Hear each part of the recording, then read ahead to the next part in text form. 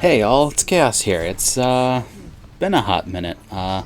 Between having a lot of stuff to do for work and some personal stuff to take care of, I've actually been busy playing Overwatch 2 for the most part. I'm pleasantly surprised, yet simultaneously disappointed. I'll explain what I mean by that in a minute. The main thing I want to get out of the way is I have been having a lot more fun than I was expecting with this game, but it is still absolutely tilting to the point where I'm, borderline, like, screaming into my pillow about it. Like, it's very frustrating. When it's just like before. When it's frustrating, it's super frustrating, but when it's fun, it's really fun. Fortunately, I've been having a lot more fun than frustration, but I still don't call Overwatch 2. I still refer to it as 2.0, especially considering the patch number is literally 2 point whatever the heck it's on now. It's not really going to be Overwatch 2 for me until the PvE expansion thing comes out. Kind of like how with Splatoon 2, it was basically just Splatoon 1 with a handful of new shit, but then the Octo expansion came out that actually gave it something to call its own and like made it, a separate entity properly from the first one. Yeah, it's gonna be the same thing with Overwatch 2. Until the PvE expansion comes out, it's literally just Overwatch 1 with a handful of new shit. Speaking of the new shit, some of the new heroes. I love Junker Queen. She's a ton of fun. Sojourn, kind of easy, kind of annoying, a little frustrating sometimes. Kiriko, honestly, as someone who primarily plays support, it's nice to have a new one, especially one that has as fun of a kit as her, and even when I'm not playing her, comboing her ult with, like, Reaper is just fucking stupid, and I love it. Because it's just, it's stupid. Like, there's no other way to explain it. It's stupid, but I love it because it's fun. I actually have sorta kinda been doing competitive this time around. Like, I've been avoiding competitive for the last, 2 years, but I decided to give it a try this time, and I placed pretty low. I was, I think tank was bronze 3, DPS I got silver 5, and then support I got bronze 2.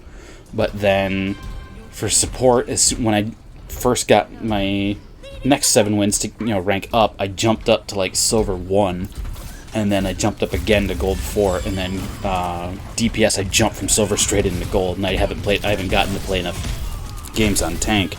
Because whenever I queue, I typically, unless I want to strictly play DPS, I just queue for everything and just take what it gives me, which 99% of the time is support, because apparently nobody wants to play support anymore. Gee, I wonder why. There's all kinds of memes for that. Anyway, one other thing I will say is that the only reason I even got to play the game was because they ditched the phone number requirement for a lot of people, because my account region is still set to NA, but I've been living in Japan for the last 6 years, and as such, my phone number is a Japanese one, and it would not accept my Japanese phone number as a quote-unquote valid phone number because my account region is NA. So, getting rid of the phone number requirement is the only reason I even was able to get in. Now, because I played the crap out of Overwatch 1 before, I was able to transfer all my stuff. All my skins went over, all the heroes went over. I do think it's kind of stupid that you have to grind so much if you're a brand new player just to unlock the base set of heroes. I understand wanting to keep the newer people to the side a little bit more so that they can get a better feel for the game and figure things out. But 100 games just to unlock the base roster, that's a lot. That's going to take a long time, and pretty much unless you fall in love with the game within the first couple hours, I don't know if anybody's going to necessarily be willing to do that. Now, I'm sure part of the reason why they're doing this is, if you want to get access to this stuff early, you can pay for it, and that's going to be a segue to the monetization model. I really don't like it. The battle pass itself is fine.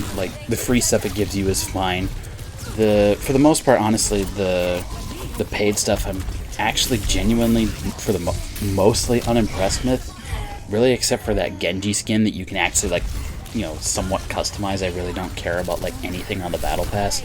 The only reason I even have it was because I had an old Visa gift card that still had about $10 on it, and I figured, what the hell. But especially because since I had Overwatch 1, I just got to walk in and just be able to play Kiriko right off the bat. I didn't have to grind and unlock her, or I didn't have to buy the battle pass to get her early. I do like as well, though, that for the new character they had her locked off for competitive for a little bit, so that way people can actually like play her, get used to her first. Because anybody who played Overwatch 1 will tell you that when new heroes come out, they were typically OP as shit. And the fact that now you potentially would have to be paying for it, you know, you could argue that it's, you know, that would make it very pay to win. 2CP is gone. Don't really care. The only good 2CP map was Hanamura. I'm pretty sure like that was the only 2CP map anybody liked was Hanamura. I still don't touch Deathmatch or any of the arcade modes. I just play the regular quick play mode because it's just easiest. It's what's most fun. And it's what I've been having the most fun with because I can actually play the characters I want and not get screamed at. Or in my case, screamed at in a language I don't understand because I live in Japan. So whenever I'm playing, like 99% of the time, if the language being spoken is not Japanese, it's always Korean or Chinese, usually Korean, and I don't speak a lick of Korean. Literally the only thing I know how to say is hello. Which does not help. But all in all, it's definitely been a lot of fun. It's still been pretty frustrating at times, but it's definitely not as bad as it used to be. And Overwatch was used to, like, I had to walk away from it for probably about a year and a half because it was just so frustrating. So it's nice to have a game that I used to have a ton of fun with actually be fun again. But until the PvE pack comes out, it's just a 2.0 update to me. It's not anything really that special. It's just, like I said earlier with the Splatoon 2 comparison, it's just basically the same thing, but with a handful of new stuff until the actual thing that's going to set it apart comes out. Although I will admit I am terrified to know how much that PvE expansion thing is going to cost. I'm fully expecting it to be like $60+. It would honestly not surprise me. We'll see. Hopefully it's not anywhere near that bad. If you're also playing the game, hopefully your game's been going well. Hopefully you've been having fun. And I'll see y'all later.